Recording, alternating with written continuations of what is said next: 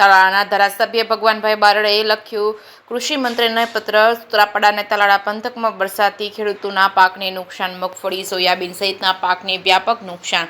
ધારાસભ્ય કૃષિ મંત્રીને રૂબરૂ મળી પણ કરી હતી રજૂઆત।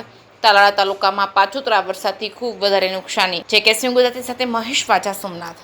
વચ્ચેના જ્યારે ગાંધીનગર ગયો હતો ત્યારે આ બાબતની કૃષિ મંત્રીશ્રીને પણ રજૂઆત કરી છે, મુખ્યમંત્રીશ્રીને પણ રજૂઆત કરી છે અને લેખિત કાગળમાં પણ રજૂઆત કરીને આપી છે।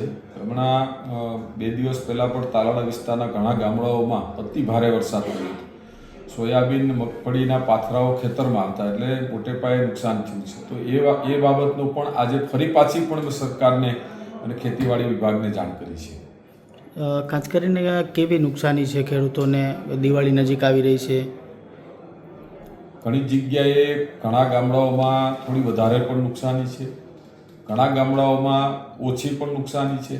એટલે સુત્રાપાડા તાલુકાનો હમણાં જ પ્રવાસ મેં પૂર્ણ કર્યો, થોડા ગામ બાકી છે। તો મોટે ભાગે સુત્રાપાડા તાલુકામાં બહુ એટલી અતિ નુકસાની નથી, પણ હમણાં 2 દિવસ પહેલાં જે વરસાદ પડ્યો એને કારણે તાલાળાના ઘણા ગામડાઓમાં વધારે નુકસાની છે। પણ મેં ઓલ ઓવર સર્વે કરવાની સરકાર પાસે માગણી કરી છે, ખેતીવાડી અધિકારીઓ સાથે પણ વાત કરી છે અને જેમનું નુકસાન હશે એ ટાઈપનું સર્વે થશે અને પછી સરકાર એમનો નિર્ણય કરશે।